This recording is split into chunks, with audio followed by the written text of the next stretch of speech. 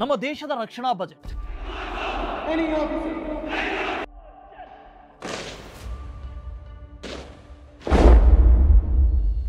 Financial year 2025-26ರಲ್ಲಿ 6.81 lakh ಕೋಟಿ.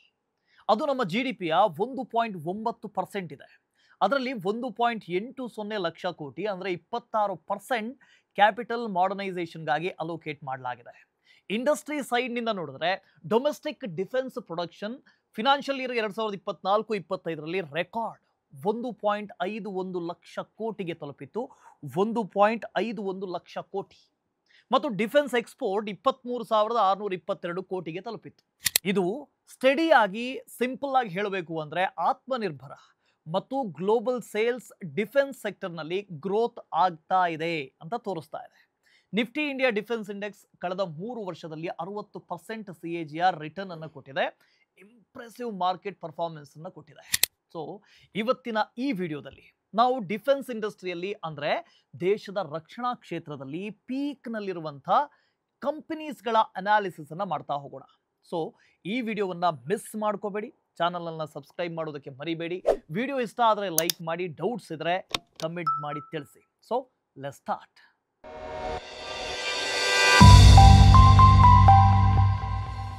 ನಮ್ಮ ಮೊದಲ company HAL, Hindustan aeronautics limited. FY24ನಲ್ಲಿ ಈ ಕಂಪನಿ ಆರ್ಡರ್ ಬುಕ್ 94,000 ಕೋಟಿ ಇತ್ತು. ಅದು FY25ನಲ್ಲಿ ಡಬಲ್ ಆಗಿ 1,84,00,000 ಕೋಟಿ. ಅದು FY25ನಲ್ಲಿ ಡಬಲ್ ಆಗಿ 1.84 ಲಕ್ಷ ಕೋಟಿ ಆಯಿತು. ಕಂಪನಿಯ ರೆವಿನ್ಯೂ 30,105 ಕೋಟಿ ಆಗಿತ್ತು ಮತ್ತು order book to sale ratio 6.1 lakh ಇದೆ. ಅಂದರೆ ಕಂಪನಿ ಪೈಪ್ಲೈನ್ ತುಂಬ ಸ್ಟ್ರಾಂಗ್ ಆಗಿದೆ ಅಂತ. ಆಪರೇಟಿಂಗ್ ಮಾರ್ಜಿನ್ ಕೂಡ 31%ನಲ್ಲಿ ಸಾಲಿಡ್ ಆಗಿದೆ. ಇದರ ಅರ್ಥ ಕಂಪನಿ ಫ್ಯೂಚರ್ ತುಂಬ ಸ್ಟ್ರಾಂಗ್ ಆಗಿದೆ ಅಂತ. ಮತ್ತು ವ್ಯಾಲ್ಯೂಯೇಷನ್ ಆ್ಯಂಗಲ್ನಿಂದ ನೋಡಿದ್ರೆ ಆರ್ಡರ್ ಬುಕ್ ಈಗ 0.57x ಮಾರ್ಕೆಟ್ ಕ್ಯಾಪ್ಗೆ ಸಮಾನವಾಗಿದೆ. ಆದರೆ ಪಿಯರ್ಸ್ ಅಂದರೆ ಈ ಜೊತೆಗಾರ ಕಂಪನಿಗಳಿಂದ ಈ ರೇಷಿಯೋ ಕೇವಲ 6-20% ತನಕ ಮಾತ್ರ ಇರುತ್ತೆ. ಅಂದರೆ ಪಿಯರ್ಸ್ಗಳ ಮಾರ್ಕೆಟ್ ಕ್ಯಾಪ್ ತಮ್ಮ ಆರ್ಡರ್ ಬುಕ್ನ ಕಂಪ್ಯಾರಿಸನ್ನಲ್ಲಿ ಹೆಚ್ಚು ಇನ್ಫ್ಲೇಟೆಡ್ ಆಗಿದೆ ಅಂತ ಕಾಣಿಸ್ತಾ ಇದೆ. ವೆಲ್, ಈಗ HAL ಡಿಫೆನ್ಸ್ PSUನ ಲೀಡರ್ ಆಗಿ ಎಮರ್ಜ್ ಆಗಿದೆ. ಮ್ಯಾನುಫ್ಯಾಕ್ಚರಿಂಗ್ನ ಜೊತೆಗೆ ರಿಪೇರ್, ಓವರ್ ಹಾಲ್ ಮತ್ತು ಮೇಂಟೆನೆನ್ಸ್ ಸರ್ವಿಸ್ ಪ್ರೊವೈಡ್ ಅನ್ನು ಕೂಡ ಮಾಡ್ತಾ ಇದೆ. ಮೇಜರ್ಲಿ ಏರೋಸ್ಪೇಸ್ ಮತ್ತು ಡಿಫೆನ್ಸ್ ಸೆಕ್ಟರ್ನ ಅತಿ ದೊಡ್ಡ ಪ್ಲೇಯರ್ ಈ HAL.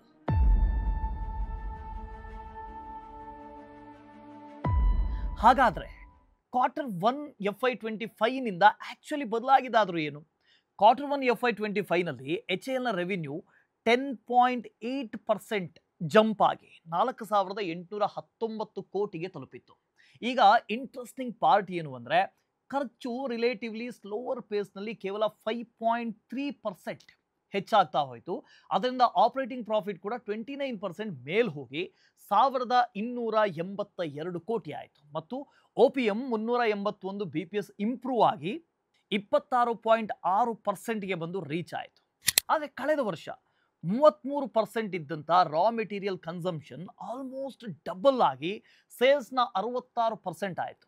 ಆದರೆ ಸ್ಟಾಕ್ ಅಡ್ಜಸ್ಟ್ಮೆಂಟ್ ನೆಗೆಟಿವ್ ಆಗಿತ್ತು. ಅಂದರೆ VIP work in progress finished goods ಹೆಚ್ಚಾಯಿತು.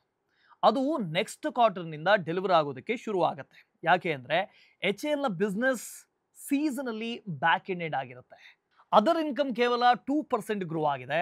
ಆದರೆ ಅದು ನೆಟ್ ಪ್ರಾಫಿಟ್ನ 54% ಕಾನ್ಸ್ಟಿಟ್ಯೂಟ್ ಮಾಡುತ್ತೆ. ಇದು ಮುಖ್ಯವಾಗಿ ಶಾರ್ಟ್ ಟರ್ಮ್ ಬ್ಯಾಕ್ ಡೆಪಾಸಿಟ್ ಮತ್ತು ಇನ್ಕಮ್ ಟ್ಯಾಕ್ಸ್ ರೀಫಂಡ್ ಮೇಲಿನ ಇಂಟ್ರೆಸ್ಟ್ನಿಂದ ಬರುತ್ತೆ. ಈಗ ಡಿಪ್ರಿಸಿಯೇಷನ್ 24% ಹೆಚ್ಚಾದ ನಂತರ ಬಾಟಮ್ ಲೈನ್ ಸ್ಲಿಪ್ ಆಯಿತು. ನೆಟ್ ಪ್ರಾಫಿಟ್ 3.7% ಇಳಿದು 1,384 ಕೋಟಿ ಆಯಿತು. ಮತ್ತು NPM 433 BPS ಇಳಿದು 28.7%ಗೆ ತಲುಪಿದೆ. ಆದರೆ ಇಲ್ಲಿ ಗಮನಿಸಲೇಬೇಕಾದಂಥ ಒಂದು ವಿಷಯ, ಬಹಳ ಇಂಪಾರ್ಟೆಂಟ್ ಆದ ವಿಷಯ ಏನು ಅಂದರೆ ನೆಟ್ ಪ್ರಾಫಿಟ್ನ ಒಂದು ಲಾರ್ಜ್ ಪಾರ್ಟ್ ಆಪರೇಷನ್ಸ್ನಿಂದ ಅಲ್ಲ, ಬದಲಾಗಿ ಅದರ್ ಇನ್ಕಮ್ನಿಂದ ಬರುತ್ತೆ. ಇದು ಒಂದು ಇಂಪಾರ್ಟೆಂಟ್ ಪಾಯಿಂಟ್. ಕಂಪ್ನಿನ ಅದರ್ ಇನ್ಕಮ್ನ ಶೇರ್ ನೆಟ್ ಪ್ರಾಫಿಟ್ನಲ್ಲಿ ಫಿನಾನ್ಷಿಯಲ್ ಇಯರ್ 2021ರಲ್ಲಿ 11%ನಿಂದ ಹೆಚ್ಚಾಗಿ ಫಿನಾನ್ಷಿಯಲ್ ಇಯರ್ 2025ರಲ್ಲಿ 31% ತಲುಪಿದೆ. Q1 FY26ನಲ್ಲಿ ಮೇಜರ್ ಬದಲಾವಣೆ ಅಂತ ನೋಡಿದ್ರೆ HALನ ಫೋಕಸ್ ಈಗ ನಿಧಾನವಾಗಿ ರಿಪೇರ್ ಮತ್ತು ಓವರ್ ಹಾಲ್ನಿಂದ ಮ್ಯಾನುಫ್ಯಾಕ್ಚರಿಂಗ್ನ ಕಡೆಗೆ ಮೂವ್ ಆಗ್ತಾ ಇರೋದು ಕಾಣಿಸ್ತಾ ಇದೆ. ಎಚ್ ಎಲ್ ಹಿಸ್ಟೋರಿಕಲಿ ನೋಡಿದ್ರೆ ಓವರ್ ಆಲ್ ರೆವಿನ್ಯೂನಲ್ಲಿ ರಿಪೇರ್ ಮತ್ತು ಓವರ್ ಹಾಲ್ ಕಾಂಟ್ರಿಬ್ಯೂಷನ್ ಹೆವಿ ಆಗಿತ್ತು. ಆಲ್ಮೋಸ್ಟ್ 70% ರೆವಿನ್ಯೂ ಕಾಂಟ್ರಿಬ್ಯೂಟ್ ಮಾಡ್ತಾ ಇತ್ತು. ಆದರೆ ಈಗ ಅದರ ಆರ್ಡರ್ ಬುಕ್ನಲ್ಲಿ ರಿಪೇರ್ ಮತ್ತು ಓವರ್ ಹಾಲ್ ಕಾಂಟ್ರಿಬ್ಯೂಷನ್ ಕೇವಲ 9% ಮತ್ತು 90% ಮ್ಯಾನುಫ್ಯಾಕ್ಚರಿಂಗ್ ಕಾಂಟ್ರಿಬ್ಯೂಟ್ ಮಾಡ್ತಾ ಇದೆ. ಈಗ ರೆವಿನ್ಯೂ ಕಾಂಟ್ರಿಬ್ಯೂಷನ್ 24% ಆಗಿದೆ, ಅಂದರೆ 24% ಆಗಿದೆ. ಕಾರಣ ತುಂಬ ಸ್ಪಷ್ಟವಾಗಿದೆ. ಗವರ್ಮೆಂಟ್ ಇನಿಷಿಯೇಟಿವ್ಸ್ ಮತ್ತು IAFನ ಸ್ಕ್ವಾಡ್ರನ್ ರೀಬಿಲ್ಡ್ ಡಿಮಾಂಡ್ ಹೆಚ್ಚಾಗ್ತಾ ಹೋಗಿದೆ. ಇನ್ನು HALಗೆ ಅತಿ ದೊಡ್ಡ ಬೂಸ್ಟ್ ಬರ್ತಾ ಇರೋದು ಹೊಸ ಪ್ರಾಜೆಕ್ಟ್ಗಳಿಂದ, ನ್ಯೂ ಪ್ರಾಜೆಕ್ಟ್ಗಳಿಂದ. 62,700 ಕೋಟಿಯ 156 LCH ಪ್ರಚಂಡ ಆರ್ಡರ್ ಬಂದಿದೆ. ಅದು FY25 ರೆವಿನ್ಯೂಗಿಂತ 2 ಪಟ್ಟು ಹೆಚ್ಚಾಗಿದೆ. ಮತ್ತು 97 ತೇಜಸ್ MK1A ಪ್ರಾಜೆಕ್ಟ್ ಅಪ್ರೂವ್ ಆಗಿದ್ದು ಆಗಸ್ಟ್ 2025ರಲ್ಲಿ 62,000 ಕೋಟಿ ಮೌಲ್ಯದ ಆರ್ಡರ್ ಇದು. ಅಂದರೆ ಕರೆಕ್ಟಾಗಿ ಈ ಪ್ಲಾನ್ಗಳನ್ನು ಎಕ್ಸಿಕ್ಯೂಟ್ ಮಾಡಿದ್ರೆ ಪ್ರೆಸೆಂಟ್ ರೆವಿನ್ಯೂ ರೇಟ್ನಲ್ಲಿ ರೆವಿನ್ಯೂ ವಿಸಿಬಿಲಿಟಿ ಫಿನಾನ್ಷಿಯಲ್ ಇಯರ್ 31ರ ತನಕ ಇದೆ. ಮ್ಯಾನೇಜ್ಮೆಂಟ್ನ ಗೈಡೆನ್ಸ್ನ ಪ್ರಕಾರ ಫಿನಾನ್ಷಿಯಲ್ ಇಯರ್ 26ರಲ್ಲಿ ರೆವಿನ್ಯೂ 8ರಿಂದ 10% ಗ್ರೋ ಆಗುತ್ತೆ. ಮತ್ತು FY27ರಿಂದ ಅದು ಡಬಲ್ ಡಿಜಿಟ್ನಲ್ಲಿ ಗ್ರೋ ಆಗೋದಕ್ಕೆ ಶುರುವಾಗುತ್ತೆ. ಆ ಪ್ರೆಡಿಕ್ಷನ್ ಕೂಡ ಇದೆ. ಈಗ ಒಂದು ಇಂಪಾರ್ಟೆಂಟ್ ವಿಷಯ ಏನು ಅಂದರೆ HALನ ಕ್ಯಾಶ್ ಕನ್ವರ್ಷನ್ ಸೈಕಲ್. FY24ನಲ್ಲಿ ಕ್ಯಾಶ್ ಕನ್ವರ್ಷನ್ 484 ದಿನ ಇತ್ತು. ಅದೇ FY25ನಲ್ಲಿ ಜಂಪ್ ಆಗಿ 634 ದಿನ ಆಯಿತು. ಇಲ್ಲಿ ಅತಿ ದೊಡ್ಡ ಡ್ರೈವರ್ ಅಂದರೆ ಇನ್ವೆಂಟ್ರಿ ಡೇಸ್ ಆಗಿತ್ತು. ಅಂದರೆ 159ರಿಂದ ಅದು ಹೆಚ್ಚಾಗಿ 263 ದಿನ ಆಯಿತು. ಮತ್ತು ಇನ್ವೆಂಟ್ರಿ ಬಿಲ್ಡಪ್ ಒಂದು ಸ್ಟ್ರಾಟಜಿಕ್ ನೆಸೆಸಿಟಿ ಆಯಿತು. HAL ತನ್ನ ದೊಡ್ಡ ಆರ್ಡರ್ ಬುಕ್ ಸ್ಮೂತ್ಲಿ ಎಕ್ಸಿಕ್ಯೂಟ್ ಮಾಡಬಹುದಾಗಿದೆ. ಹಾಗೆ ಲೈಟ್ ಯುಟಿಲಿಟಿ ಹೆಲಿಕಾಪ್ಟರ್ಗಾಗಿ ಪ್ರೊಕ್ಯೂರ್ಮೆಂಟ್ FY25ನಲ್ಲಿ ಕಳೆದ ವರ್ಷದ 142 ಕೋಟಿಯಿಂದ 502 ಕೋಟಿ ತನಕ ಹೆಚ್ಚಾಗಿದೆ. ಈಗ ಕ್ಯಾಶ್ ಫ್ಲೋ ಅನಾಲಿಸಿಸ್ ಅನ್ನು ನೋಡ್ತಾ ಬರೋಣ. ಇನ್ನೊಂದು ಬದಿಯಲ್ಲಿ cash flow from operations 66% year on year jump ಆಗ್ತಾ ಹೋಗಿದೆ. ಅದು 13,645 ಕೋಟಿ ಆಗಿದೆ. ಅದು ನೆಟ್ ಪ್ರಾಫಿಟ್ಗಿಂತ 1.63 ಪಟ್ಟು ಹೆಚ್ಚಾಗಿದೆ. ಆದರೆ ಇದಾಗಿದ್ದು ಹೇಗೆ ಅಂದರೆ ಕನ್ಸ್ಯೂಮರ್ ಅಡ್ವಾನ್ಸಸ್ ಮತ್ತು ಮೈಲ್ ಸ್ಟೋನ್ ರಿಸಿಪ್ಟ್ಸ್ ಸುಮಾರು 14,000 ಕೋಟಿಗೂ ಹೆಚ್ಚು ಬಂದಿತ್ತು. ಅದು ಕಾಂಟ್ರಾಕ್ಟ್ ಲಯಬಿಲಿಟೀಸ್ ಆಗಿ ಬುಕ್ ಆಯಿತು. ಅಂದರೆ ಕ್ಯಾಶ್ ಬಂತು, ಆದರೆ ಈ cash largely customer funded working capital ಆಗಿತ್ತು. ಆದರೆ ಈ ಕ್ಯಾಪಿಟಲ್ ಹೆಚ್ಚಾಗಿ ಆರ್ಡರ್ ಎಕ್ಸಿಕ್ಯೂಷನ್ನ ಮೇಲೆ ಡಿಪೆಂಡ್ ಆಗಿತ್ತು. ಇಲ್ಲಿ ನೀವು ಕೆಲವು ವಿಷಯಗಳನ್ನು ಗಮನದಲ್ಲಿ ಇಟ್ಕೊಳ್ಳೇಬೇಕು, ಬಹಳ ಇಂಪಾರ್ಟೆಂಟ್. ಮೊದಲನೇದು ಏನು ಅಂದರೆ ಎಕ್ಸಿಕ್ಯೂಷನ್ ಸೈಡ್ನಲ್ಲಿ ಕೆಲವು ಸರ್ಟಿಫಿಕೇಶನ್ ಡಿಲೇಸ್ ಮೊದಲು ಆಗಿದ್ದಾವೆ. ಮತ್ತು ಹ್ಯೂಜ್ ಅನ್ನಬಹುದಾದಂಥ 62,700 ಕೋಟಿ 62,700 ಕೋಟಿಯ LCHನ ಕಾಂಟ್ರಾಕ್ಟ್ ಅದು FY25 ರೆವಿನ್ಯೂಗಿಂತ 2.1 ಪಟ್ಟು ಹೆಚ್ಚಿದೆ. ಅದನ್ನು ಟೈಮ್ಲಿ ಎಕ್ಸಿಕ್ಯೂಟ್ ಮಾಡೋದು ವೆಂಡರ್ಸ್ ಮೇಲೆ ಡಿಪೆಂಡ್ ಆಗಿರುತ್ತೆ. ಇನ್ನು ರಿಸ್ಕ್ನ ಬಗ್ಗೆ ನೋಡ್ತಾ ಹೋಗೋಣ. ಸದ್ಯ HALಗಿರುವಂಥ ಇಮಿಡಿಯೇಟ್ ರಿಸ್ಕ್ ಏನು ಅಂದರೆ engine supply. G404 deliveries delay ಆಗಿರೋ ಕಾರಣ Russia Ukraine war supply chain issue ಅಂತ ಅವ್ರು ಹೇಳ್ತಾ ಇದ್ದಾರೆ. ಹಾಗಾಗಿ ತೇಜಸ್ ಶೆಡ್ಯೂಲ್ ಸ್ಕಿಪ್ ಆಗುವಂಥ ಭಯ ಬಹಳನೇ ಇದೆ. ಇನ್ನು ನಮ್ಮ ಎರಡನೇ ಕಂಪನಿ ಮ್ಯಾಜಗಾನ್ ಡಾಕ್ ಲಿಮಿಟೆಡ್ MDL.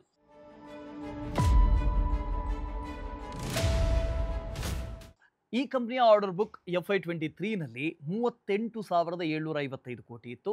FY25ಗೆ ಅದು ಕಡಿಮೆ ಆಗಿ 32,260 ಕೋಟಿ ಆಯಿತು. ಮೇನ್ಲಿ ಕಾಂಟ್ರಾಕ್ಟ್ ಎಕ್ಸಿಕ್ಯೂಷನ್ ಮತ್ತು ಲಿಮಿಟೆಡ್ ನ್ಯೂ ಇನ್ಫ್ಲೋಸ್ ಕಾರಣದಿಂದಾಗಿ ಕಡಿಮೆ ಆಗಿದೆ. ಅದೇ FY25ನ ರೆವಿನ್ಯೂ 11,432 ಕೋಟಿ ಇತ್ತು.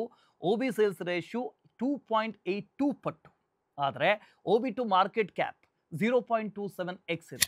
ಮ್ಯಾಜಗಾನ್ ಡಾಕ್ ಭಾರತದ ಅತ್ಯಂತ ಹಳೆಯ ಮತ್ತು ಸ್ಟ್ರಾಟಜಿಕಲಿ ಇಂಪಾರ್ಟೆಂಟ್ ಶಿಪ್ ಯಾರ್ಡ್. ಇದು ದೇಶದ ಓನ್ಲಿ ನವರತ್ನ ಸ್ಟೇಟಸ್ ಪಡೆದಿರುವಂಥ ಶಿಪ್ ಯಾರ್ಡ್ ಆಗಿದ್ದು ಡಿಫೆನ್ಸ್ ಪ್ರಾಜೆಕ್ಟ್ಸ್ನಲ್ಲಿ ಇಂಪಾರ್ಟೆಂಟ್ ರೋಲ್ ಪ್ಲೇ ಮಾಡ್ತಾ ಇದೆ. ಇನ್ನು ಕಂಪನಿ ಕಳೆದ 3 ವರ್ಷಗಳಲ್ಲಿ 26% ಸೇಲ್ಸ್ CAGR ಡೆಲಿವರ್ ಮಾಡಿದೆ. ಮಾರ್ಚ್ 2021ರಿಂದ ಮಾರ್ಚ್ 2025ರವರೆಗೆ OPM ಆಪರೇಟಿಂಗ್ ಪ್ರಾಫಿಟ್ ಮಾರ್ಜಿನ್ 6%ನಿಂದ 18%ಗೆ ರೀಚ್ ಆಗಿದೆ. Q1 FY26 ರೆವಿನ್ಯೂ 11.5% ಹೆಚ್ಚಾಗಿ 2,626 ಕೋಟಿ ಆಯಿತು. Mainly ministry of defence timely deliveries ಮತ್ತು ಸ್ಟ್ರಾಂಗ್ ಆಪರೇಷನಲ್ ಎಕ್ಸಿಕ್ಯೂಷನ್ ಕಾರಣಕ್ಕಾಗಿ ಇದಾಗಿದೆ. ಆದರೆ ಎಕ್ಸ್ಪೆನ್ಸಸ್ಸನ್ನು ನೀವು ಗಮನಿಸಲೇಬೇಕು. 35.5% ಜಂಪ್ ಆಗಿ 2,324 ಕೋಟಿ ಆಗಿದೆ. ಅದೇ ಪ್ರೊವಿಷನ್ಸ್ ಅನ್ಯೂಶುವಲ್ ಲೆವೆಲ್ನಲ್ಲಿ 540 ಕೋಟಿಗೆ ಹೋಯಿತು. MDLನ ಕಾಂಟ್ರಾಕ್ಟ್ಗಳು ಮೋಸ್ಟ್ಲಿ ಫಿಕ್ಸ್ಡ್ ಪ್ರೈಸ್ ಆಗಿರುತ್ತೆ. ಬೆಲೆ ಹೆಚ್ಚು ಮಾಡುವಂಥ ಷರತ್ತುಗಳು ಅಲ್ಲಿ ಇರೋದಿಲ್ಲ. ಹಾಗಾಗಿ ಕಸ್ಟಮರ್ಸ್ ಸೇಫ್ ಆಗಿರ್ತಾರೆ. ಆದರೆ ಪ್ರೊವಿಷನ್ಸ್, ಸ್ಪೇರ್ಸ್ ಮತ್ತು ಸಬ್ಸಿಸ್ಟಮ್ಸ್ಗೆ ಪ್ರೈಸ್ ಪ್ರೊಟೆಕ್ಷನ್ ಇರೋದೇ ಇಲ್ಲ. ಆದ್ದರಿಂದ OPM 11.5%ಗೆ ಬಿದ್ದು ಹೋಗಿದೆ, ಅಂದರೆ ಕುಸಿದಿದೆ. ಅದರ್ ಇನ್ಕಮ್ 6% ಹೆಚ್ಚಾಗಿ ನೆಟ್ ಪ್ರಾಫಿಟ್ನ 64% ಕಾಂಟ್ರಿಬ್ಯೂಟ್ ಮಾಡ್ತು. ನೆಟ್ ಪ್ರಾಫಿಟ್ 35.1%, ಅಂದರೆ 35.1% ಕುಸಿದು 452 ಕೋಟಿ ಆಯಿತು. ಈ ಕಂಪನಿಯ ಬಿಗ್ಗೆಸ್ಟ್ ಗ್ರೋತ್ ಡ್ರೈವರ್ಸ್ ಅಂದರೆ ಡೊಮೆಸ್ಟಿಕ್ ಡಿಫೆನ್ಸ್ ಕಾಂಟ್ರಾಕ್ಟ್ಗಳು, ಮೇನ್ಲಿ ಸಬ್ಮೆರಿನ್ಸ್ ಮತ್ತು ನೆಕ್ಸ್ಟ್ ಜನರೇಷನ್ ವಾರ್ಶಿಪ್ಸ್.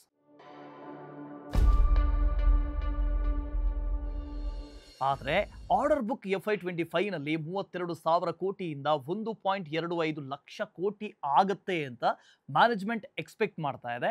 ಇಮಿಡಿಯೇಟ್ ಪೈಪ್ಲೈನ್ನಲ್ಲಿ 2ರಿಂದ 2.5 ಲಕ್ಷ ಕೋಟಿ ಮುಂದಿನ 18ರಿಂದ 24 ತಿಂಗಳಿನಲ್ಲಿ ಮೆಟೀರಿಯಲೈಸ್ ಆಗಬಹುದು. ಪ್ರಸ್ತುತ ಕಂಪನಿಗೆ 29,918 ಕೋಟಿಯ ಆರ್ಡರ್ ಬುಕ್ ಇದೆ. ಆದರೆ ಮ್ಯಾಜಗಾನ್ ಡಾಕ್ನ ಮೀಡಿಯಂ ಟರ್ಮ್ ಗ್ರೋತ್ ಗೈಡ್ಲೈನ್ಸ್ 8ರಿಂದ 10% ಇದೆ.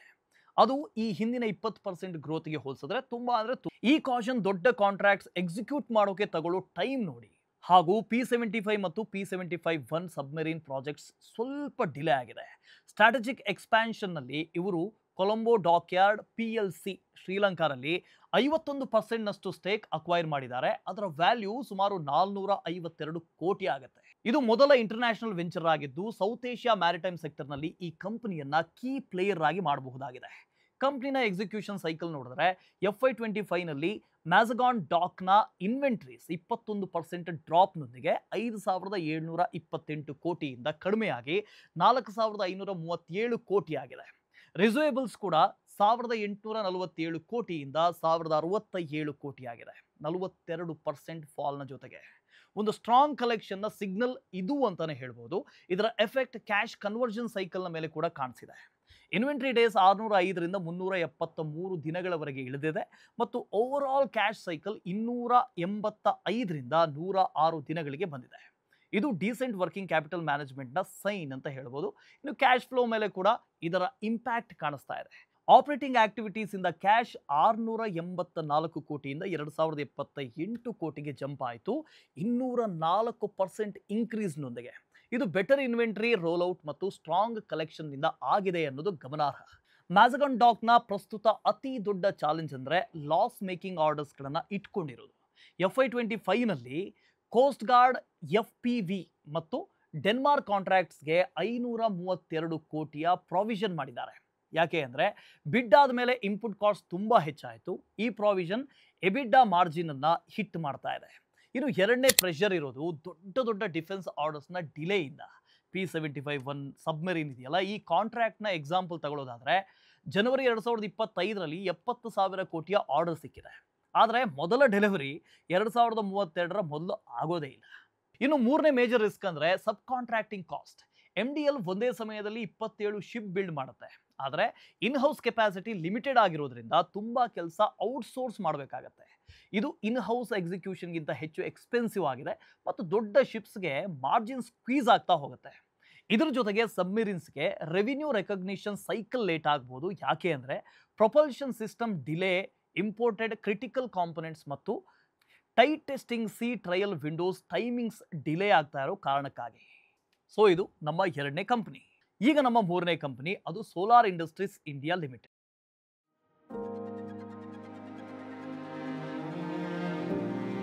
FY25 ಹೊತ್ತಿಗೆ ಕಂಪನಿಯ ಬಳಿ 16,800 ಕೋಟಿ ಆರ್ಡರ್ ಬುಕ್ ಇತ್ತು. ಅದು FY25 ರೆವಿನ್ಯೂನ 2.25 ಪಟ್ಟು ಹೆಚ್ಚು. ಆದರೆ ಮಾರ್ಕೆಟ್ ಕ್ಯಾಪ್ ಕಂಪ್ಯಾರಿಸನ್ನಲ್ಲಿ ಆರ್ಡರ್ ಬುಕ್ 0.12x ನೊಂದಿಗೆ ಚಿಕ್ಕದಾಗಿ ಕಾಣಿಸುತ್ತೆ. ಇದು ಪಿಯರ್ಸ್ ಜೊತೆಗೆ ಕಂಪೇರ್ ಮಾಡಿದ್ರೆ ಡಿಫ್ರೆಂಟ್ ಆಗಿದೆ. ಅಲ್ಲಿ ಕೆಲವರಿಗೆ 20% ಮಾತ್ರ ಇದ್ರೆ HALಗೆ 57% ಇದೆ.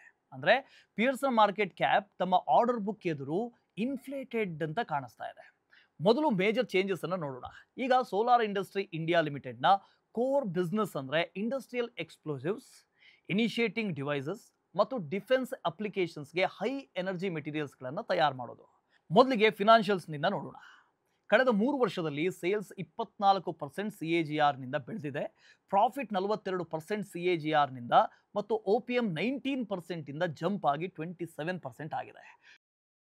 Q1 FY26 ನ ರೆವಿನ್ಯೂ 27.8% ಹೆಚ್ಚಾಗಿ ಸ್ಟ್ರಾಂಗ್ ಟಾಪ್ ಲೈನ್ ಮೊಮೆಂಟಮ್ನ ಜೊತೆಗೆ 2154 ಕೋಟಿ ಆಗಿದೆ. ಈ ಗ್ರೋತ್ ಮೇನ್ಲಿ ಎರಡು ಸೋರ್ಸ್ನಿಂದ ಬಂದಿದೆ. ಒಂದದು ಎಕ್ಸ್ಪೋರ್ಟ್ ಆ್ಯಂಡ್ ಓವರ್ಸೀಸ್ ಮಾರ್ಕೆಟ್ಸ್.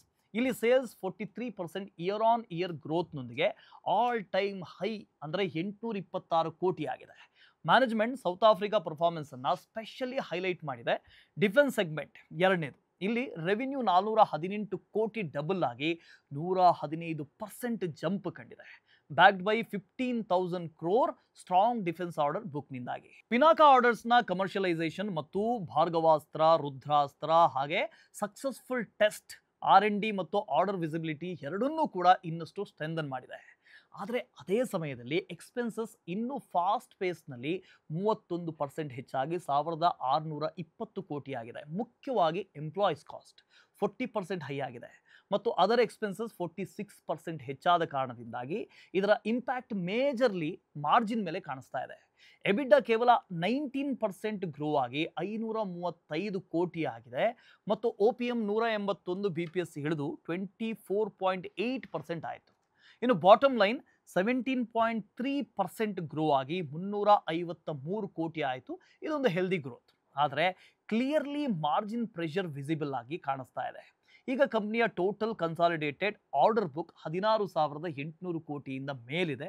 ಅದರಲ್ಲಿ ಡಿಫೆನ್ಸ್ ಮಾತ್ರವೇ 15,000 ಕೋಟಿ ಇದೆ. ಇದರಲ್ಲಿ ಇನ್ನೊಂದು ಇಂಟ್ರೆಸ್ಟಿಂಗ್ ವಿಷಯ ಏನು ಅಂದರೆ 8,000 ಕೋಟಿ ರೆವಿನ್ಯೂ ಇಂಟರ್ನ್ಯಾಷನಲ್ ಮಾರ್ಕೆಟ್ಸ್ನಿಂದ ಬರ್ತಾ ಇದೆ. FY26ನಲ್ಲಿ 10,000 ಕೋಟಿ ರೆವಿನ್ಯೂ ಟಾರ್ಗೆಟ್ನಲ್ಲಿ 3,000 ಕೋಟಿ ಡಿಫೆನ್ಸಿಂದ ಮತ್ತು 3,500ರಿಂದ 4,000 ಕೋಟಿ ಇಂಟರ್ನ್ಯಾಷನಲ್ ರೆವಿನ್ಯೂ ಇಂದ ಬರುತ್ತೆ ಅಂತ ಎಕ್ಸ್ಪೆಕ್ಟ್ ಮಾಡ್ತಿದ್ದಾರೆ. ಜೊತೆಗೆ ಎಬಿಡಾ ಮಾರ್ಜಿನ್ ಅನ್ನ ಈಗಿನ 24% ಇಂದ 27% ಸಸ್ಟೈನ್ ಅಥವಾ ಇಂಪ್ರೂವ್ ಮಾಡುವಂಥ ಟಾರ್ಗೆಟ್ ಕೂಡ ಇದೆ. ಅವರ ಫ್ರೆಶ್ ಟೆಸ್ಟ್ಗಳು ಭಾರ್ಗವಾಸ್ತ್ರ ಮತ್ತು ರುದ್ರಾಸ್ತ್ರ ಹಾಗೆ ಅಪ್ಕಮಿಂಗ್ 20,000 ಕೋಟಿ UAV ಟೆಂಡರ್ಸ್ನಲ್ಲಿ ಕಾನ್ಫಿಡೆನ್ಸ್ಗೆ ಸಪೋರ್ಟ್ ಆಗ್ತಾ ಇದೆ. UAV ಟೆಂಡರ್ಸ್ ಏನಿದೆ ಇದು ಕಾನ್ಫಿಡೆನ್ಸ್ಗೆ ಸಪೋರ್ಟ್ ಮಾಡ್ತಾ ಇದೆ. ಇನ್ನು FY26ಗೆ ಕ್ಯಾಪೆಕ್ಸ್ ಗೈಡೆನ್ಸ್ 2,500 ಕೋಟಿ ಇದೆ. ಅದು ಪ್ರೊಜೆಕ್ಟೆಡ್ ರೆವಿನ್ಯೂನ 25% ಆಗುತ್ತೆ. ಇನ್ನು ಕಂಪ್ನಿಯ ಸ್ಟ್ರಾಂಗ್ ಪಾಯಿಂಟ್ ಏನು ಅಂದರೆ ಕಳೆದ 3 ವರ್ಷದಲ್ಲಿ cash flow from operations net profit ratio continuous ಆಗಿ ಇಂಪ್ರೂವ್ ಆಗ್ತಾ ಹೋಗಿದೆ. 0.65ರಿಂದ ಜಂಪ್ ಆಗಿ 1.92ರವರೆಗೆ ಹೋಗಿದೆ. ಈ ಜಂಪ್ ಮೇನ್ಲಿ ಯಾಕಾಗಿದೆ ಅಂದರೆ ಕಸ್ಟಮರ್ ಅಡ್ವೈಸರ್ಸ್ ರೂಪದಲ್ಲಿ ಕಾಂಟ್ರಾಕ್ಚುವಲ್ ಲಯಬಿಲಿಟೀಸ್ ಬಹಳ ಹೆಚ್ಚಾಗಿದೆ. ಅಂದರೆ ಕನ್ಸ್ಯೂಮರ್ಸ್ನ ಜೊತೆಗೆ ಮಾಡಿಕೊಳ್ಳುವಂಥ ಕಾಂಟ್ರಾಕ್ಟ್ ಲಯಬಿಲಿಟೀಸ್ ಇದೆಯಲ್ಲ, ಅದರಿಂದ cash flow from operations year on year spike ಆಗ್ತಾ ಹೋಗಿದೆ. ಇನ್ನೊಂದು ಕಡೆ ಕ್ಯಾಶ್ ಕನ್ವರ್ಷನ್ ಸೈಕಲ್ ಕಾನ್ಸ್ಟೆಂಟ್ ಆಗಿ ಉಳ್ಕೊಂಡಿದೆ. ಇಷ್ಟಿದ್ರೂ ಕೂಡ ಕೆಲವೊಂದು ಇಂಪಾರ್ಟೆಂಟ್ ವಿಷಯಗಳ ಮೇಲೆ ನೀವು ಧ್ಯಾನ ಕೊಡಲೇಬೇಕು. ಅದು ತುಂಬ ಇಂಪಾರ್ಟೆಂಟ್. ಕಂಪನಿಯ ಗ್ರೋತ್ ಬಹಳ ಮಟ್ಟಿಗೆ 15,000 ಕೋಟಿ ಡಿಫೆನ್ಸ್ ಆರ್ಡರ್ ಬುಕ್ನ ಟೈಮ್ಲಿ ಎಕ್ಸಿಕ್ಯೂಷನ್ ಮೇಲೆ ಡಿಪೆಂಡ್ ಆಗಿದೆ. ಆದರೆ ಡಿಫೆನ್ಸ್ ಸ್ಪೆಂಡಿಂಗ್ ಅಥವಾ ಆರ್ಡರಿಂಗ್ ಡಿಲೇ ಆಯಿತು ಅಂದರೆ 20% ಗ್ರೋತ್ ಟ್ರಾಜೆಕ್ಟರಿ ಸ್ಲೋ ಆಗೋ ಚಾನ್ಸ್ ಇದೆ. ಇನ್ನೊಂದು ರಿಸ್ಕ್, ಮೇಜರ್ ರಿಸ್ಕ್, ಇದು ಜಿಯೋ ಪೊಲಿಟಿಕ್ಸ್ ಮತ್ತು ಕರೆನ್ಸಿ ವೊಲ್ಯಾಟಿಲಿಟಿಯಿಂದ ಬರುತ್ತೆ. ಉದಾಹರಣೆಗೆ ಟರ್ಕಿ ಮತ್ತು ಹೈಪರ್ ಇನ್ಫ್ಲೇಷನರಿ ಮಾರ್ಕೆಟ್ಸ್ ಇವು Q1 FY26 ಎಬಿಡಾ ಮಾರ್ಜಿನ್ಗೆ 150 BPS ಹೊಡೆತ ಕೊಟ್ಟಿದೆ. ಅರ್ಲಿ ಮಾನ್ಸೂನ್ನಿಂದ ಸೈಟ್ ವರ್ಕ್ ಮತ್ತು ಲಾಜಿಸ್ಟಿಕ್ಸ್ ಸ್ಲೋ ಆಯಿತು, ಹಾಗಾಗಿ ಆರ್ಡರ್ಸ್ ಹಾಗೆ ಉಳಿತು. ಇದರ ಇಂಪ್ಯಾಕ್ಟ್ ಸ್ಪಷ್ಟವಾಗಿ ಹೌಸಿಂಗ್ ಮತ್ತು infra segment 11.6% year on year down ಆಗಿದೆ ಮತ್ತು CIL 3.3% year on year down ಆಗಿದೆ. ಮತ್ತೊಂದು ದೊಡ್ಡ ರಿಸ್ಕ್ ವ್ಯಾಲ್ಯೂಯೇಷನ್. ಈಗ ಸ್ಟಾಕ್ ತನ್ನ 5 ವರ್ಷದ ಮೀಡಿಯನ್ PE 62x ಜೊತೆಗೆ ಕಂಪೇರ್ ಮಾಡಿದ್ರೆ ಅಂದರೆ 105 ಪಟ್ಟು ಮೇಲೆ ಟ್ರೇಡ್ ಆಗ್ತಾ ಇದೆ. ಅಂದರೆ ಎಕ್ಸಿಕ್ಯೂಷನ್ ಸ್ಲಿಪ್ ಆಗೋದಕ್ಕೆ ಮಾರ್ಜಿನ್ ಆಫ್ ಸೇಫ್ಟಿ ಇಲ್ಲವೇ ಇಲ್ಲ. ಸೊ ನಾವು ಈ ವಿಡಿಯೋದಲ್ಲಿ 3 ಡಿಫೆನ್ಸ್ ಕಂಪನಿಗಳ ಬಗ್ಗೆ ಮಾತಾಡಿದ್ವಿ. ಈ 3 ಕಂಪನಿಗಳ ಆರ್ಡರ್ ಬುಕ್ ಸ್ಟ್ರಾಂಗ್ ಆಗಿದೆ, OPM ಕೂಡ ಇಂಪ್ರೆಸಿವ್ ಆಗಿದೆ, ಫ್ಯೂಚರಿಸ್ಟಿಕ್ ಆಗಿ ಕಾಣಿಸ್ತಾ ಇದೆ. ಆದರೆ ಜೊತೆಗೆ ಕೆಲವೊಂದು ಮೇಜರ್ ರಿಸ್ಕ್ಗಳು ಕೂಡ ಕಾಣಿಸ್ತಾ ಇದೆ. ನಿಮ್ಗೆ ಏನು ಅನಿಸ್ತು? ಇದು ಲಾಂಗ್ ಟರ್ಮ್ ಅಲ್ಲಿ ವರ್ಕ್ ಆಗುತ್ತಾ ಅಂತ ಕಮೆಂಟ್ನಲ್ಲಿ ತಿಳಿಸಿ. ಮುಂದಿನ ವಿಡಿಯೋದಲ್ಲಿ ಮತ್ತೆ ಸಿಗೋಣ. Invest smart, keep growing. ಬಾಯ್.